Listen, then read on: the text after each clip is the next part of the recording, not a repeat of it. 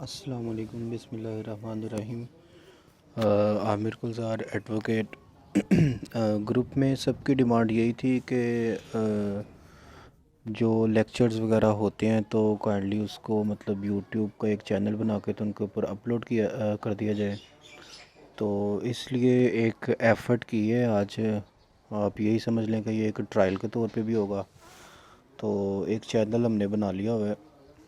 تو جیسے ہی آپ کی آن لائن جو کلاس ہے وہ سٹارٹ ہوگی زوم اپلیکیشن کے اوپر، تو اس کے بعد انشاءاللہ یہ جو ویڈیو کا لنک ہے وہ آپ کے ساتھ شیئر کر دیا جائے گا۔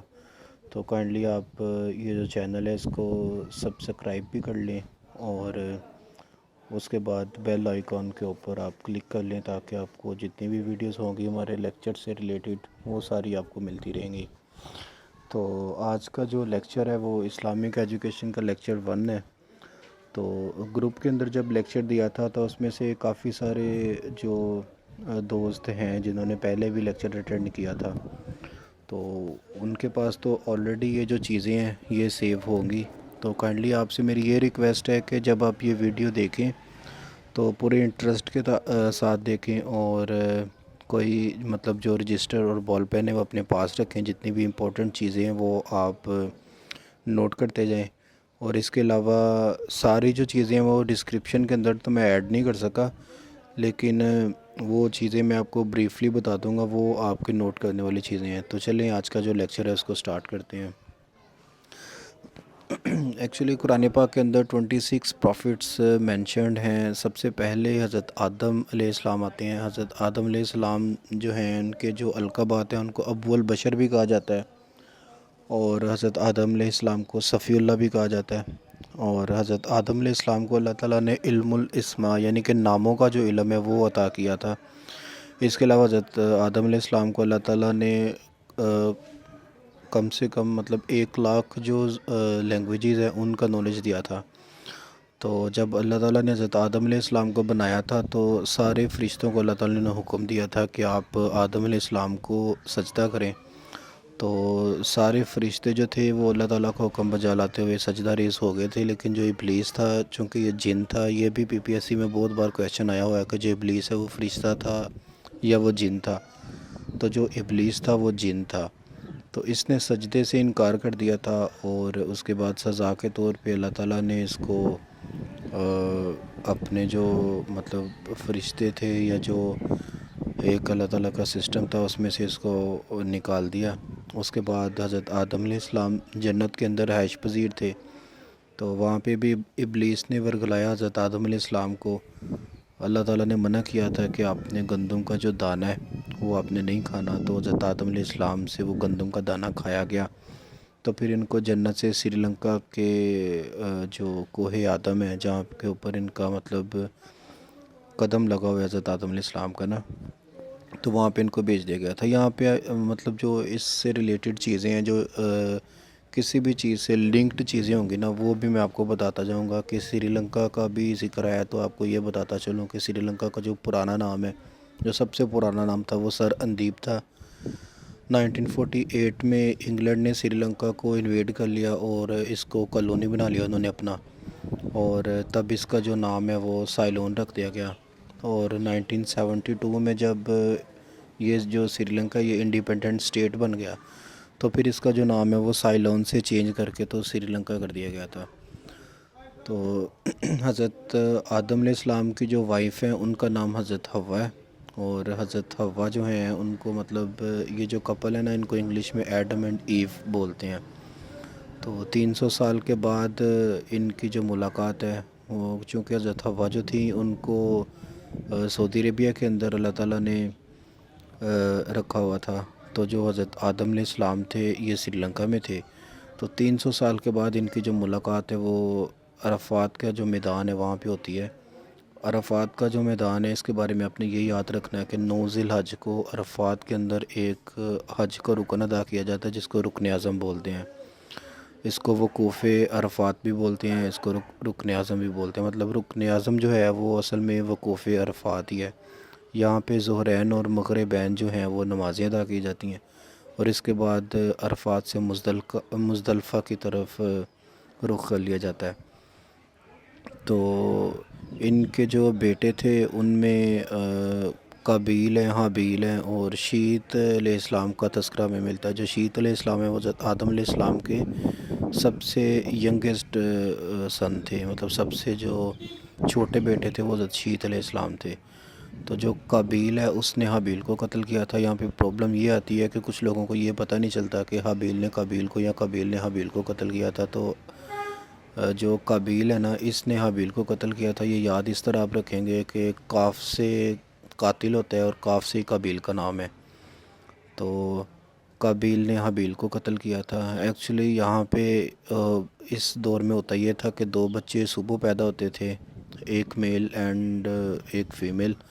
تو اسی طرح ایوننگ میں بھی دو لوگ پیدا ہوتے تھے، میل اینڈ فیمیل، جو کہ مطلب دونوں آپس میں بردر اینڈ سسٹر ہوتے تھے، لیکن ان کی کراس میرج کی جاتی تھی۔ مثال کے طور پہ جو صبح کا میل ہے اس کی جو شادی ہے وہ شام والی فیمیل کے ساتھ، اور جو صبح والی فیمیل ہے اس کی جو شادی ہے وہ شام والے میل کے ساتھ کر دی جاتی تھی۔ تو یہاں پہ جو ڈسپیوٹ ہوا تھا وہ یہ ہوا تھا کہ جو قابیل ہے اس کے ساتھ جو پیدا ہوئی تھی، مطلب اس کی جو بہن تھی اس کا نام لیودا تھا، اور وہ اتنی خوبصورت نہیں تھی، مطلب بلیک فارم تھی۔ تو جو حابیل تھا اس کے ساتھ جو لڑکی پیدا ہوئی تھی اس کا نام اکلیمہ تھا۔ تو جو کہ رولز کے مطابق بنتا تو یہی تھا کہ قابیل کی جو شادی ہے وہ اکلیمہ کے ساتھ اور حابیل کی شادی لیودا کے ساتھ کی جائے، لیکن یہاں پہ جو قابیل ہے اس نے انسسٹ کرنا شروع کر دیا حضرت آدم علیہ السلام کو، اور انہوں نے انکار کر دیا کہ نہیں، میں نے اس طرح کی جو شادی ہے وہ نہیں کرنی، تو اس لیے میں نے اکلیمہ کے ساتھ شادی کرنی ہے۔ تو پھر اس زمرے میں آ کے جو قابیل ہے اس نے حابیل کو قتل کر دیا۔ اور یہاں پہ یہ غلط لکھا گیا مجھ سے کہ حضرت آدم کے آخری بیٹے جو تھے وہ نبوت کے عہدے سے فائز ہوئے۔ ایکچولی یہ حضرت آدم علیہ السلام کے سب سے ینگیسٹ بیٹے تھے، حضرت شیس علیہ السلام۔ تو ان کے بعد آگے جا کے حضرت نوح علیہ السلام آتے ہیں۔ حضرت نوح علیہ السلام کو آدم ثانی بھی کہا جاتا ہے، ان کو نجی اللہ بھی کہا جاتا ہے، اور ان کو شیخ الانبیاء بھی کہا جاتا ہے۔ تو آدم ثانی ان کو اس لیے کہا جاتا ہے کیونکہ حضرت آدم علیہ السلام کے تقریباً 2000 سال کے بعد یہ دنیا کے اوپر آئے تھے، بلکہ اس کا مطلب کوئی بھی آپ یہ کہہ لیں کہ ایکوریٹ فگر نہیں ہے، لیکن آدم ثانی ان کو کہا جاتا ہے۔ حضرت نوح علیہ السلام جو ہیں انہوں نے تقریباً 950 سال تبلیغ کی۔ ان کی جو بیوی ہیں اور ان کا جو ایک بیٹا ہے جس کا نام کنان تھا، وہ ان کے اوپر ایمان نہیں لے کے آیا تھا۔ تو حضرت نوح علیہ السلام جو تھے یہ کافی زیادہ اپنی جو قوم تھی ان سے دل برداشتہ ہو چکے تھے۔ تو پھر اللہ تعالیٰ نے ارادہ فرما لیا ہوا تھا کہ انہوں نے ان کے اوپر عذاب نازل کرنا ہے، تو انہوں نے حضرت نوح علیہ السلام کو حکم دیا تھا کہ آپ ایک کشتی تیار کریں۔ تو اللہ کے حکم کو بجا لاتے ہوئے حضرت نوح علیہ السلام نے 6 ماہ کے اندر ایک کشتی تیار کی تھی جس کا نام ارگ تھا، اور یہ 3 منزلہ کشتی تھی۔ اس کے اندر تقریباً 80 لوگ تھے جو فالوورز تھے حضرت نوح علیہ السلام کے، جو اس کے اندر سوار ہوئے تھے، اور جو ان کا بیٹا کنان تھا وہ اس کے اندر سوار نہیں ہوا تھا۔ 6 ماہ تک یہ جو کشتی ہے یہ پانی کے اندر تیرتی رہی تھی، اور اس کے بعد ٹرکی کے اندر ایک ماؤنٹین آتی ہے، ارارت ماؤنٹین، ترکی کے اندر۔ تو ارارت ماؤنٹین جس کو جودی پہاڑ بھی کہتے ہیں، وہاں جا کے یہ جو کشتی ہے یہ رک گئی تھی۔ 1961 میں یہ جو کشتی ہے نا یہ وہاں سے ڈسکور کی گئی ہے۔ تو ارارت ماؤنٹین کے بارے میں آپ نے یہ بھی یاد رکھنا ہے کہ یہاں سے 2 جو دریا ہیں وہ نکلتے ہیں، ایک یوفریٹ یعنی جس کو دریائے فرات کہتے ہیں، اور ایک ٹگرس جس کو دریائے دجلہ کہتے ہیں۔ تو یہ جو دونوں دریا ہیں یہ عراق میں آتے ہیں، اور یہاں پہ بصرہ کے مقام پہ یہ دونوں دریا مل جاتے ہیں، اور جہاں پہ یہ دونوں دریا ملتے ہیں تو پھر یہ ایک ہی دریا بن جاتا ہے جس کو شط العرب کہتے ہیں۔ تو حضرت نوح علیہ السلام کے بارے میں آپ نے یہ بھی یاد رکھنا ہے کہ ان کے 4 بیٹے تھے۔ اور اگر یہ کویشچن آ جائے کہ جو طوفان نوح ہے وہ حضرت آدم علیہ السلام کے کتنے سال بعد جا کے آیا، تو یہ آپ نے لازمی یاد رکھنا ہے کہ تقریباً 2242 ایئرز کے بعد طوفان نوح آیا تھا۔ حضرت آدم علیہ السلام کے بعد تقریباً 2242 سال کے بعد طوفان نوح آیا تھا۔ اور حضرت آدم علیہ السلام کے جو 4 بیٹے ہیں وہ حام، سام، کنان اور یافس ہیں۔ تو اصل میں جو مذاہب ہیں ان کی جو بنیاد ہے وہ جو حضرت آدم علیہ السلام کے بیٹے ہیں سام وہاں سے پڑی ہے، کیونکہ اس سے پہلے تو کوئی بھی مذاہب نہیں تھے، کیونکہ پاپولیشن نہیں تھی، ٹرائبس نہیں تھے۔ تو جب حضرت نوح علیہ السلام کے جو بیٹے ہیں سام وہاں سے مذاہب کی بنیاد پڑی، تو یہاں سے کچھ مذہب نکلتے ہیں جو میں آپ کو ایکسپلین کروں گا۔ ایک تو سامی مذہب ہے اور ایک غیر سامی مذہب ہے۔ جو سامی مذہب ہے ان کے اندر مطلب جو اسلام، عیسائیت اور یہودیت، مطلب جو اہل کتاب والے مذاہب ہیں نا، وہ سارے سامی مذہب ہیں۔ اور دوسری طرف غیر سامی مذہب ہے، جو غیر سامی مذہب ہے ان کے اندر آگے مطلب دو مذاہب کو کیٹیگرائزڈ کیا جاتا ہے۔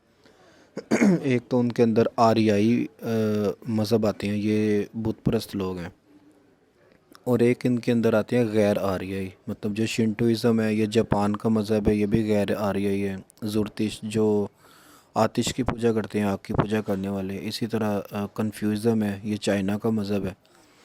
تو یہاں پہ کچھ ٹرمز بھی میں آپ کے ساتھ شیئر کرنا چاہتا ہوں کہ کچھ لوگ ہوتے ہیں جن کو مونوتھیسٹ کہتے ہیں، جو بلیورز ہوتے ہیں نا آف ون گاڈ، جو ایک خدا کے اوپر یقین رکھتے ہیں، وہ مونوتھیسٹ ہیں۔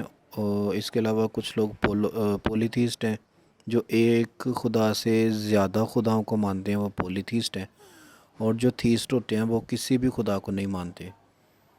تو اس کے بعد آگے چلتے ہیں تو حضرت ادریس علیہ السلام کا ہمیں ذکر ملتا ہے۔ جو حضرت ادریس علیہ السلام ہیں، یہ بیبلون میں پیدا ہوئے تھے۔ یہ میتھمیٹیشین بھی تھے اور اسٹرالوجسٹ بھی یہ تھے، اور تقریباً 1000 کے لگ بھگ جو لینگویجز ہیں وہ یہ بول سکتے تھے۔ 180 یا پی پی ایس میں بہت بار کویشچن آیا ہوا ہے کہ حضرت ادریس علیہ السلام نے کتنے ماڈرن سٹیز بنائے تھے، تو انہوں نے 180 شہر جو ہے نا وہ آباد کیے تھے۔ اور بائی پروفیشن یہ ٹیلر تھے، اور ان کا جو مزار ہے وہ سیریا کے اندر ہے، حضرت ادریس علیہ السلام کا۔ اور حضرت ادریس علیہ السلام کے بارے میں ایک دو چیزیں اور آپ کے ساتھ شیئر کرتا چلوں کہ حضرت ادریس علیہ السلام جو ہیں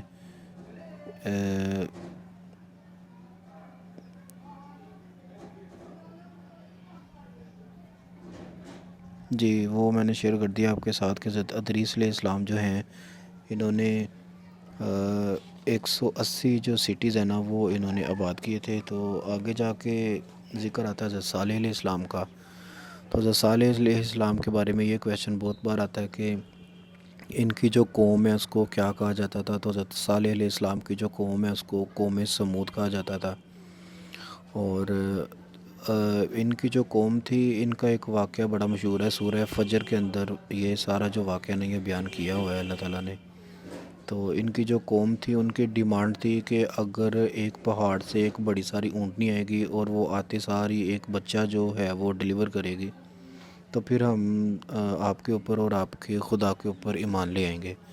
تو حضرت صالح علیہ السلام نے اللہ تعالیٰ سے دعا کی۔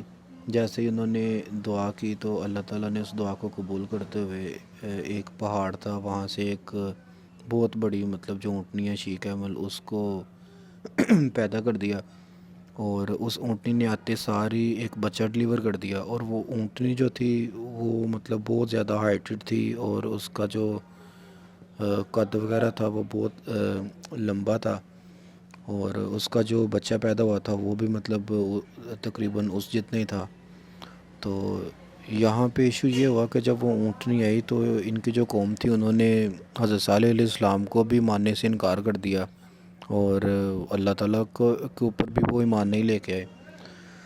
تو اس کے بعد جو اونٹنی تھی وہی اللہ تعالیٰ نے ان لوگوں کے لیے ایک عذاب بنا دی کہ اس نے ان کی جو فصلیں تھیں وہ برباد کرنا شروع کر دیں، ان کے جو باغات وغیرہ تھے ان کو تباہ کرنا شروع کر دیا، ان کا جو اناج تھا وہ اونٹنی اور اس کا جو بچہ تھا وہ سب کچھ کھا جاتا تھا۔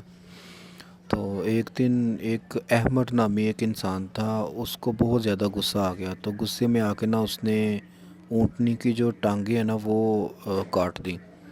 تو جیسے ہی اس نے اونٹنی کی ٹانگیں کاٹ دیں وہ زمین پہ گری اور اس کی ڈیتھ ہو گئی۔ اور کہتے ہیں کہ جب اس نے اس کی ٹانگیں کاٹی تھیں تو اس نے اتنی مطلب درد بھری اور زور سے چیخ ماری کہ ساتھ ہی وائس اسٹروم آ گیا، اور یہ جو قوم سمود ہے یہ تباہ و برباد ہو گئی۔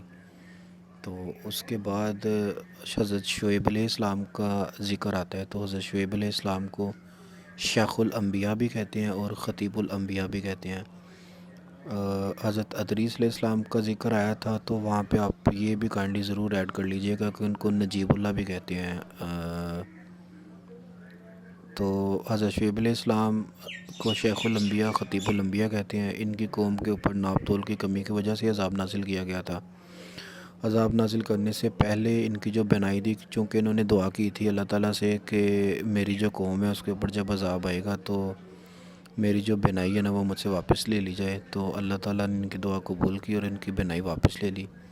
تو یہاں پہ آپ نے یہ بھی یاد رکھنا ہے کہ حضرت شعیب علیہ السلام جو ہیں یہ حضرت موسیٰ علیہ السلام کے ٹیچر بھی ہیں اور ان کے موٹیویٹر بھی ہیں، اور حضرت موسیٰ علیہ السلام کی جو شادی ہے وہ حضرت شعیب علیہ السلام کی بیٹی کے ساتھ ہوئی تھی۔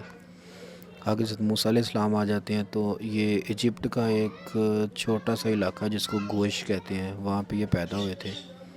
اور یہاں پہ جو فارو ٹو تھا، ریمسیس ٹو جس کو بولتے ہیں، فارو آف ایجپٹ، اس کو ریمسیس ٹو بولتے ہیں۔ تو اس کو جو نجومی تھے انہوں نے بتایا ہوا تھا کہ ایک بچہ پیدا ہوگا جو آپ کی جو بادشاہت ہے اس کو چھین لے گا، تو اس لیے وہ بہت زیادہ ڈرا ہوا اور سہما ہوا تھا۔ تو اس نے اپنی پوری سلطنت کے اندر یہ آرڈر جاری کیا ہوا تھا کہ کوئی بھی بچہ پیدا ہونا تو اس کو مار دیا جائے یا اس کو زندہ درگور کر دیا جائے۔ تو جب حضرت موسیٰ علیہ السلام پیدا ہوئے تو اللہ تعالیٰ نے ان کی والدہ جو تھیں ان کو حکم دیا تھا کہ آپ اپنے بچے کو ایک صندوق میں بند کر کے تو دریائے نائل میں بہا دیں۔ تو یہاں پہ یہ یاد رکھنا ہے کہ ان کو دریائے نائل میں بہا دیا گیا تھا۔ ان کو کلیم اللہ کہا جاتا ہے، کلیم اللہ ان کا لقب ہے، اور ان کے اوپر ایک کتاب نازل ہوئی تھی جو تورات ہے، اور یہ پہلی آسمانی کتاب ہے، اس کو اولڈ ٹیسٹامنٹ بھی بولتے ہیں۔ اور جو تورات ہے یہ ایجپٹ کے پاس نا ایک جگہ آتی ہے جس کو سینائی پیننسولا بولتے ہیں، تو وہاں پہ جو طور ماؤنٹین ہے جس کو کوہ طور بولتے ہیں وہاں پہ یہ نازل ہوئی تھی۔ اور حضرت موسیٰ علیہ السلام کو اللہ تعالیٰ نے 9 معجزات عطا کیے تھے، جن میں سے ید بیضا اور جو ان کا عصا تھا یہ بہت زیادہ فیمس ہے۔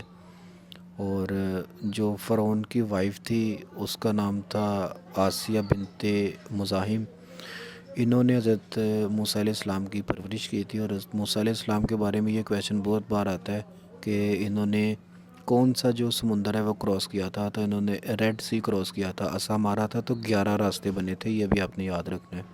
اور جو ریڈ سی ہے اس کے بارے میں آپ نے یہ بھی ذہن نشین کر لینا ہے کہ یہ افریقہ اور ایشیا کے درمیان آتا ہے، یعنی کہ یہ ایشیا کو افریقہ سے سیپریٹ کرتا ہے۔ تو تورات کا جو مطلب ہے وہ لائٹ ہوتا ہے، روشنی، تورات کا مطلب روشنی ہے۔ اور تورات کے اندر آپ صلی اللہ علیہ وآلہ وسلم کو جس نام سے پکارا گیا ہے وہ نام ماسماز ہے۔ اور حضرت ہارون علیہ السلام جو ہے وہ حضرت موسیٰ علیہ السلام کے بھائی ہیں۔ چونکہ حضرت موسیٰ علیہ السلام کی جو زبان ہے نا اس کے اندر لکناہٹ تھی۔ ایکچولی ہوا یہ تھا کہ جب ان کو فرعون کے دربار میں لایا گیا تھا نا، تو جب فرعون ان کو اٹھاتا تھا تو یہ ہمیشہ اس کی جو داڑھی ہے نا اس کو کھینچتے تھے۔ تو ایک دن اس کو ڈاؤٹ ہوا اس بات کا کہ کہیں یہ وہی بچہ تو نہیں ہے جس نے میری بادشاہت کو چھین لینا ہے۔ تو اس نے اپنے نجومیوں کو بلایا، انہوں نے ایک آئیڈیا دیا تھا کہ آپ ایسا کریں کہ ایک کوئلہ جلائیں اور ایک طرف ایک قیمتی پتھر جو ہے نا وہ رکھ دیں، اگر تو یہ بچہ ویژنری ہوا تو یہ پتھر کو اٹھائے گا، اور اگر یہ جو بچہ ہے یہ مطلب ناسمجھ اور عام بچہ ہوا تو پھر یہ کوئلے کو اٹھائے گا۔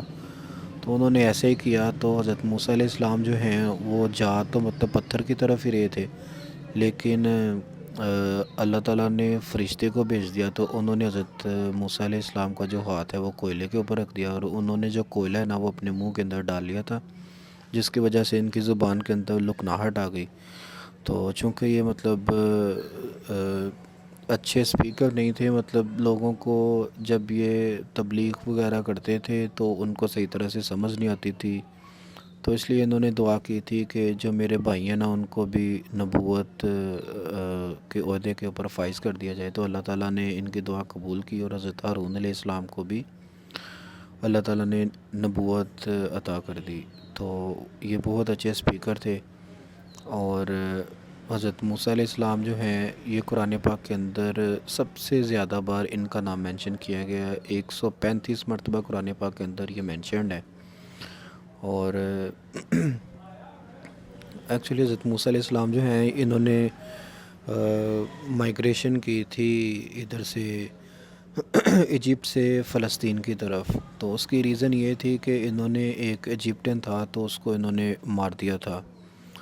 तो वो चूँकि जो ग़ुलाम वगैरह थे उनके ऊपर बड़ा जुल्म व तशद्दुद करता था, तो एक दिन इनको गुस्सा आया तो इन्होंने वो जो इजिप्टियन था उसको मार दिया। उसके बाद जो फ़िरौन था उसने इनकी तलाश में काफ़ी सारे लोगों को लगा दिया। तो अल्लाह ताला ने इनको हुक्म दिया था कि आप मिस्र से ना फ़लस्तीन की तरफ चले जाएं।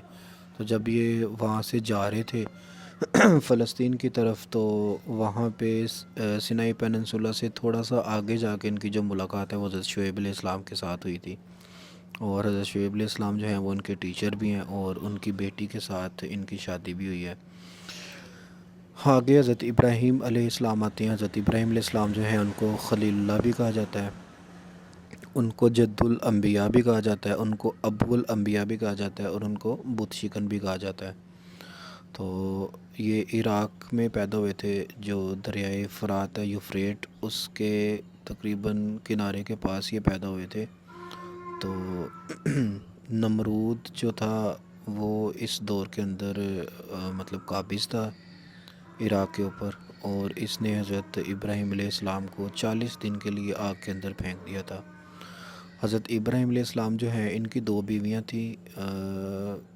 जो पहली इनकी बीवी थी उनका नाम हज़रत सारा था और जो दूसरी इनकी बीवी थी उनका नाम हज़रत हाजरा था। तो हज़रत इब्राहीम अलैहिस्सलाम जो हैं इनके बारे में ये भी क्वेश्चन आ जाता है कि लूत अलैहिस्सलाम का हज़रत इब्राहीम अलैहिस्सलाम के साथ क्या ताल्लुक़ था। तो जो हज़रत इब्राहीम अलैहिस्सलाम है वो हज़रत लूत अलैहिस्सलाम के अंकल हैं। और जो हज़रत लूत अलैहिस्सलाम है ना, उनका ये भी क्वेश्चन आ जाता है कि हज़रत अयूब के साथ क्या रिश्ता है। तो जो हज़रत लूत अलैहिस्सलाम है वो मैटरनल ग्रैंडफादर यानी कि वो नाना है हज़रत अयूब अलैहिस्सलाम के। तो जो हज़रत सारा हैं जो हज़रत इब्राहीम की पहली वाइफ हैं, तो वो हज़रत इसहाक़ अलैहिस्सलाम की वालिदा हैं, यानी कि हज़रत इसहाक़ जो है वो हज़रत सारा से पैदा हुए थे। और जो हज़रत इस्माईल अलैहिस्सलाम है वो हज़रत हाजरा से पैदा हुए थे। तो जो हज़रत सॉरी यहाँ पे गलत लिखा गया, एक्चुअली हज़रत हाजरा जो है ना वो मदर ऑफ़ अरब कहलाती हैं, उम्मुल अरब कहते हैं हज़रत हाजरा अलैहिस्सलाम को। और हज़रत इस्माईल अलैहिस्सलाम जो है उनको फ़ादर ऑफ़ अरब कहते हैं, तो अबुल अरब कहा जाता है उनको। तो हज़रत हाजरा जो है इनको हुक्म हुआ था कि आप हज़रत इस्माईल अलैहिस्सलाम को लेके तो फ़लस्तीन से मक्का की तरफ माइग्रेट कर जाएं।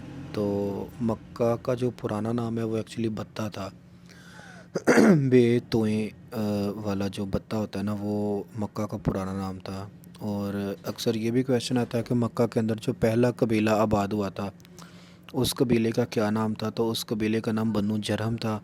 और हज़रत एक्चुअली हुआ ये था कि यहाँ पे जब हज़रत इस्माईल अलैहिस्सलाम की एड़ियों से आब ज़मज़म निकल आया ना, तो उसके बाद एक कबीला यहाँ से गुज़रा था। उन्होंने जब पानी देखा यहाँ पे, तो चूँकि अरब के जो रेगिस्तान थे वहाँ पे दूर दूर तक पानी का कोई नामो निशान था ही नहीं।